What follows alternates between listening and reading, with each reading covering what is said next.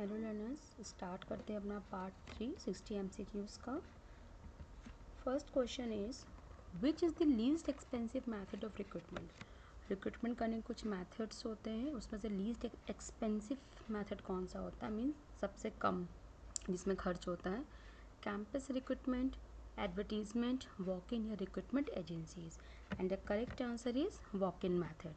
Recruitment जो होता है इसमें दो सोर्सेज यूज़ होते हैं, इंटरनल एंड एक्सटर्नल सोर्सेज होते हैं।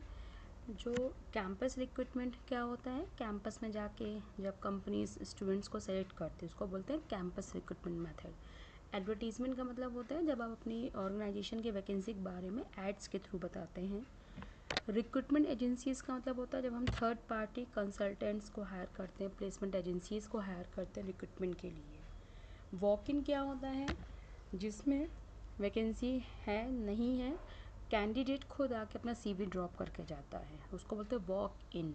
तो वहाँ पे हमारा कुछ भी खर्चा नहीं होता है। एक कंपनी में, ऑर्गेनाइजेशंस में आते हैं कैंडिडेट्स, अपना CV ड्रॉप करते चले जाते हैं, तो वहाँ पे हमको एप्लीकेशंस भी इकट्ठा हो रही है, हमारा कुछ भी लग नहीं रहा है, इसलिए इसको लीस्ट एक्सपेंसिव मेथड बोलते हैं।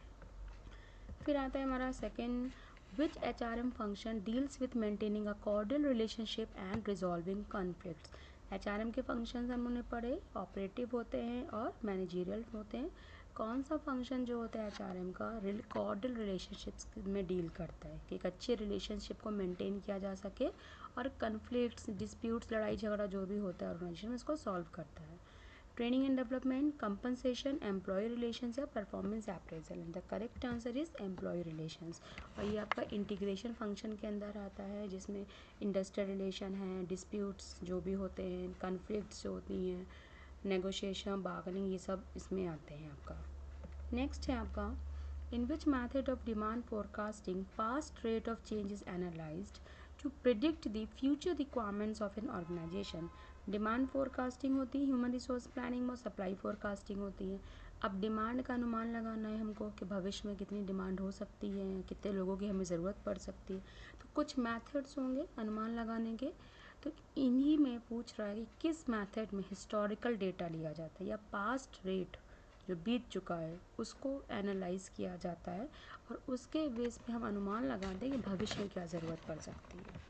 Ratio trend analysis, workload analysis, workforce analysis या managerial judgement. And the correct answer is ratio trend analysis. Ratio trend analysis में क्या होता है, पास्ट का डेटा लेते हैं। फॉर एग्जांपल, अगर हमने बोला कि हमारी कंपनी जो है वो मोबाइल फ़ोन बनाती है, तो पिछली बार हमने 50,000 मोबाइल फ़ोन बनाए थे, तो 50,000 मोबाइल फ़ोन बनाने में कितनी लोगों की हमें ज़रूरत पड़ी थी। अब अगर हम अपना प्रोडक्शन बढ़ाते हैं, हम 70,000 बनाएंगे, तो उस पिछले डेटा के बेस पे हम डिसाइड करते हैं कि हमें और कितने लोगों की ज़रूरत पड़ सकती है। That is ratio trend analysis, pass data को एनालाइज करके भविष्य का अनुमान लगाना। वर्क लोड एनालिसिस क्या होता है, वर्क और लोड, पूरा लोड वर्क डिसाइड किया जाता है, क्या क्या ड्यूटीज़ हैं, टास्क है, रिस्पॉन्सिबिलिटीज़, उनको एनालाइज किया जाता है। उसके बेस पे ये डिसाइड किया जाता है कि जो पीपल हैं, जो ह्यूमन रिसोर्स हैं वो पर्याप्त हैं कि नहीं हैं। अगर वर्क ज़्यादा है, वर्कलोड ज़्यादा है, लोग कम है, स्टाफ कम है, तो बढ़ाएंगे, नहीं तो इट्स ओके। तो डिमांड फोरकास्टिंग मतलब हम अनुमान लगा, ये सारे मेथड्स हैं अनुमान लगाने के। वर्कफोर्स एनालिसिस में क्या करते हैं, करंट वर्कफोर्स जो होती है ऑर्गेनाइजेशन की, उसको एनालाइज किया जाता है और उसको एनालाइज करने की बेस पे हम प्रिडिक्ट करते हैं फ्यूचर में हमें क्या क्या रिक्वायरमेंट होगी।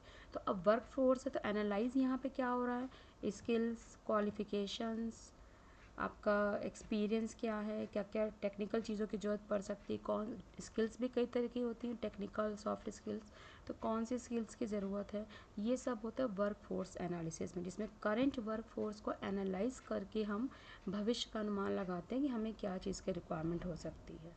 और मैनेजरियल जजमेंट क्या होता है, मैनेजर्स जो होते हैं डिपार्टमेंट्स के, वो अपने एक्सपीरियंस से, अपने एक्सपर्टीज़ से अनुमान लगाते हैं कि हमें कितने लोगों की और ज़रूरत आगे पड़नी है जाके। तो ये सारे मेथड्स हो गए आपके डिमांड फोरकास्टिंग के।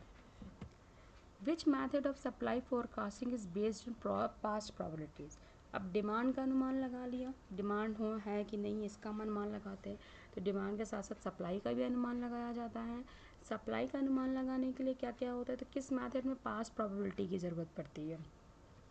Skill inventory, Markov analysis, replacement chart या staffing table. And the correct answer is Markov analysis. Markov analysis में क्या होता है, पास्ट में जो प्रोबेबिलिटीज़ होती है, पास्ट को स्टडी किया जाता है और उसके बेस पे प्रोबेबिलिटी निकाली जाती है, अनुमान लगाया जाता है।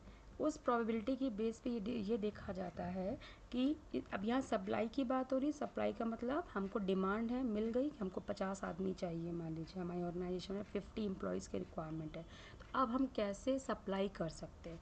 तो पहले इंटरनली देखा जाता है कि जो 50 रिक्वायरमेंट उसमें से कोई फुलफ़िल कर सकता है, जो स्किल्स वहाँ ज़रूरत है। तो मार्कोव में क्या होता है, प्रोबेबिलिटी देखी जाती है पास्ट की, और उसके बेस पे ये डिसाइड होता है कि हाँ ये हो सकता है कि नहीं। स्किल इन्वेंट्री क्या होता है, एक तरह से पूरा डेटाबेस होता है स्किल्स का। इन्वेंट्री जहाँ पे स्टॉक रखा जाता है, ऐसे यहाँ पे स्किल्स रखी जाती हैं। पूरा एक जगह पूरा लिखा होता है एम्प्लॉय का टेक्निकल स्किल क्या है, सॉफ्ट स्किल्स क्या हैं, जो स्किल्स की रिक्वायरमेंट होनी होती है इन फ्यूचर, वो यहाँ से फुलफ़िल हो सकती है कि नहीं है, तो वहाँ से डेटा मिल जाता है सप्लाई का। रिप्लेसमेंट चार्ट में क्या होता है, कौन सा एम्प्लॉय किसको रिप्लेस कर सकता है, दैट इज़ रिप्लेसमेंट चार्ट। मान लीजिए हमारे ऑर्गेनाइजेशन, ये जनरली सक्सेशन प्लानिंग बड़े लेवल टॉप मैनेजमेंट में होता है कि किसी का प्रमोशन हो गया या रिटायरमेंट हो रहा है या उसको अनएक्सपेक्टेड जाना पड़ रहा है, उस पोजीशन को कौन फिल कर सकता है, नेक्स्ट एम्प्लॉय जिसको रिप्लेस कर सकता है। जैसे टाटा है, कंपनी है, तो अक्सर या बड़ी कंपनीज़ में क्या होता है, सीईओ अब इनका रिटायरमेंट कार्यकाल पूरा हुआ, ये जाने वाले, तो अब इनकी जगह कौन आ सकता है, वो नेम्स पे डिस्कशन होता है, that is replacement charge.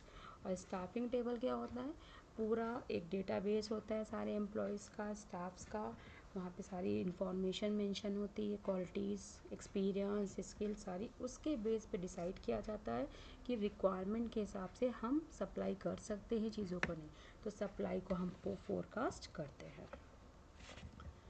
Which term refers to using data and metrics to make informed HR decisions? किसमें डेटा और मैट्रिक्स का यूज़ किया जाता है ताकि HR जो है इंफॉर्मेशन से डिसीजंस ले सकें।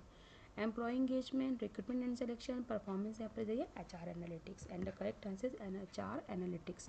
HR एनालिटिक्स क्या होती है, पूरा डेटाबेस होता है जिसमें हर एक ह्यूमन जो एम्प्लॉय रिसोर्स है उसके बारे में सारी इंफॉर्मेशन होती है।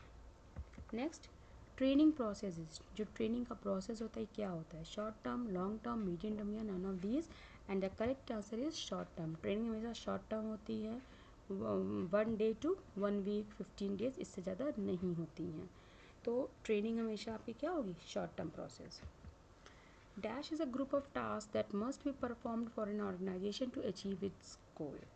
ये ग्रुप ऑफ टास्क होता है जो परफॉर्म होता है एक ऑर्गेनाइजेशन में ताकि गोल्स को अचीव किया जाए, तो उसे क्या बोलते हैं, जॉब, रिस्पॉन्सिबिलिटी, वर्क या assignment. In the correct answer is job. Job क्या होती है, ग्रुप ऑफ टास्क होती है, खूब सारे टास्क होते हैं जो इंटर रिलेटेड होते हैं, उसको मिलकर ग्रुप जॉब बनाते हैं आपके। और जॉब इसलिए परफॉर्म की जाती है ताकि एक ऑर्गेनाइजेशन अपने गोल्स को अचीव कर सके। It is a process which entails internal people with the potential to fill key business leadership positions in the company. ये एक प्रोसेस होता है जिसमें जो इंटरनल पीपल हैं, मीन्स विद इन ऑर्गेनाइजेशन, एक कंपनी के अंदर की बात हो रही है, उनके अंदर ये पोटेंशियल होता है कि वो जो आगे की पोजीशन है, लीडरशिप पोजीशन, उसको फिल कर सकें। उसको क्या बोलते हैं उस प्रोसेस को, succession planning, turnover, job analysis या skill management. And the correct answer is succession planning. Career planning और सक्सेशन प्लानिंग दोनों डिफरेंट होते हैं। सक्सेशन प्लानिंग में इंटरनली जो लोग होते हैं, जैसे हमने रिप्लेसमेंट चार्ट हमने पढ़ा है, रिप्लेसमेंट चार्ट में क्या हो रहा है, पोजीशन रिप्लेस हो रही है, तो इसमें भी सक्सेशन प्लानिंग में देखा जाता है कि इंटरनल कौन से एम्प्लॉय में ये पोटेंशियल है कि वो आगे की जो लीडरशिप पोजीशन है बिजनेस की उसको ले सकता है, उसको फिल कर सकता है, that is succession planning. Turnover का मतलब होता है नंबर ऑफ़ एम्प्लॉयज़ जिन्होंने आपकी कंपनी ज्वाइन करी और फिर कितने लोगों ने छोड़ दी, इसको जब हम कैलकुलेट करते हैं तो दैट इज़ टर्नओवर रेट बोलते हैं। Next, an accept error occurs in selection decision when in candidate. जब सिलेक्शन का प्रोसेस होता है तो उस सिलेक्शन के प्रोसेस में डिसीजंस लिए जाते हैं, तो एक एरर आता है, एक्सेप्ट एरर। ये कब आता है सिलेक्शन के डिसीजन में, जब एक candidate Who hired performs well in job. Who is not hired performs well in job. Who is hired performs poorly in job, and none of these. And the correct answer is who is hired performs poorly on job. Accept error तब होता है कि जिस बंदे को, जिस candidate को रखा गया, हायर किया गया, वो परफॉर्मेंस उसकी कैसी जॉब पे पुअर है। इसको फॉल्स पॉजिटिव भी कहा जाता है। फॉल्स पॉजिटिव का मतलब सिलेक्शन का जो प्रोसेस था तो उसमें परफॉर्मेंस उसको मतलब रख लिया गया पर उसने अच्छा परफॉर्म जॉब में नहीं किया है। Who is not hired performs well in job, ये रिजेक्ट एरर होता है। रिजेक्ट एरर का मतलब who is not hired performs well in job. अगर हम जिस बंदे को नहीं रखा गया, जो सेकेंड आखिरी में क्या होता है, कुछ ऑप्शंस होते हैं, आपके पास 3 बंदे बचे हैं, 2 बचे, उसमें से हमको एक चूज़ करना है। तो जिनको नहीं रखा, अगर रखा होता तो वो अच्छा परफॉर्म करते, तो इसको बोलते हैं रिजेक्ट एरर या फॉल्स नेगेटिव। और तीसरा होता है हमारा ट्रू पॉजिटिव। ट्रू पॉजिटिव का मतलब जिसको आपने रखा सिलेक्शन में उसने अच्छा परफॉर्म किया। और एक होता है ट्रू नेगेटिव। ट्रू नेगेटिव का मतलब होता है ना उसको रखा और ना उसने अच्छा परफॉर्म किया। तो जब सिलेक्शन के डिसीजन होते हैं तो ये 4 चीज़ें आती हैं, true positive, true negative, false negative या फॉल्स पॉजिटिव। तो जिसको रखा अच्छा परफॉर्म भी कर रहा है तो वो दैट इज़ ट्रू पॉजिटिव। जिसको नहीं रखा, अगर रखा होता तो वो अच्छा परफॉर्म करता, उसको आपने रिजेक्ट कर दिया, इसको बोलते हैं रिजेक्शन एरर या false negative.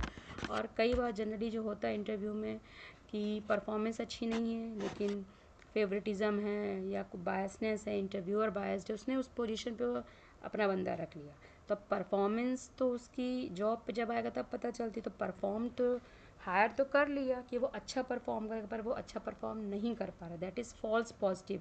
But accept error इसलिए बोल रहे हो कि उसको आपने रखा है, उसका सिलेक्शन हो गया इसलिए एक्सेप्ट है, लेकिन परफॉर्म नहीं कर पाया इसलिए वो एरर हो गया। तो ये 4 चीज़ें इसमें सिलेक्शन के डिसीजंस में होती हैं। When an interviewer judges an applicant's entire potential for job performance on the basis of a single trait, it is known as। जब एक इंटरव्यू एप्लीकेंट जिसका इंटरव्यू वो ले रहा है कैंडिडेट का, उसकी पूरी परफॉर्मेंस को एक सिंगल ट्रेट पे जज करता है तो उसको क्या बोलते हैं? Halo effect, projection, recency effect या none of these. And the correct answer is halo effect. Halo effect क्या होता है? जब एक सिंगल ट्रेट के बेस पे जज किया जाता है उसको बोलते हैं हेलो इफेक्ट। ये परसेप्चुअल एरर्स होते हैं, डिस्टॉर्शंस होते हैं। प्रोजेक्शन एरर क्या होता है? जैसे हम हैं वैसे हमको लगता है सामने वाला भी है, ये होता है प्रोजेक्शन एरर। रिसेंसी इफेक्ट का मतलब होता है रिसेंट में जो इंसिडेंट होता है उसके बेस पे जब आपको जज किया जाए, दैट इज़ रिसेंसी इफेक्ट। वो अच्छा भी हो सकता है, वो बुरा भी हो सकता है। कोई रिसेंट इंसिडेंट हुआ, अच्छा है तो लोग आपको अच्छा समझ लेंगे, नहीं अच्छा हुआ तो आपको वो लोग गलत समझ लेंगे, दैट इज़ रिसेंसी इफेक्ट। तो ये परसेप्चुअल के एरर्स होते हैं जो इंटरव्यू के टाइम पे भी होते हैं। Next, in which method of interview the applicant is interviewed by more than one interview. एक से ज़्यादा इंटरव्यू इसमें इंटरव्यू लेते हैं, दैट इज़ मल्टीपल होते हैं, तीन से ज़्यादा लोग ही प्रेजेंट होते हैं। Stress, in depth, panel in none of these. And the correct answer is panel interview. Panel interview में हमेशा मल्टीपल होते हैं। स्ट्रेस इंटरव्यू क्या होता है? जिसमें आपको स्ट्रेस दिया जाता है, ऐसी सिचुएशंस क्रिएट की जाती हैं और उस सिचुएशन, उस इंसिडेंट्स में आपको इंटरव्यू देना होता है, that is stress interview. In depth, जब डीपली इंटरव्यू लिया जाता है तो उसको बोलते हैं in depth interview. A series of events in training that are job specific and that enable new hires to progress into a successful employees is known as integration, induction, employee onboarding या on the job training. And the correct answer is employee onboarding. Series of events और training होता है जो job specific होती हैं, जो new heirs को help करती हैं कि वो सक्सेसफुल एम्प्लॉय बन सके, इसको बोलते हैं एम्प्लॉय ऑन बोर्डिंग। कन्फ्यूज़न यहाँ पे होता है इंडक्शन, ओरिएंटेशन और एम्प्लॉय ऑन बोर्डिंग में। Employee onboarding long term process होता है, ब्रॉडर कंसेप्ट होता है, ठीक है। इंडक्शन में क्या होता है? नए एम्प्लॉय को ऑर्गेनाइजेशन से फैमिलियर कराया जाता है, कंपनी की हिस्ट्री क्या रही है, क्या वैल्यूज़ है, क्या विज़न है, क्या मिशन है, ये सारी चीज़ें इंडक्शन में आती हैं आपकी। और ओरिएंटेशन कई जगह पे आपको डिफरेंस मिलेगा कि ओरिएंटेशन का क्या होता है, जब एक्चुअली वर्क आपको बताया जाता है कि आपको ऑर्गेनाइजेशन में करना क्या है, दैट इज़ ओरिएंटेशन। तो यहाँ पे क्या कह रहा है, सीरीज ऑफ इवेंट्स ट्रेनिंग है, ठीक है, जो एक नई हायरिंग जो आपने की है उसको हेल्प करती हैं। तो ये एम्प्लॉय ऑन बोर्डिंग का प्रोसेस होता है, जिसमें ट्रेनिंग के थ्रू नई नई चीज़ें बता के सिखा के हम एक एम्प्लॉय को क्या करते हैं, उसकी धीरे धीरे उसकी प्रोग्रेस में हेल्प करते हैं ताकि सक्सेसफुल एम्प्लॉय बन सके। What action should be taken in an organization when supply exceeds demand in human resource planning?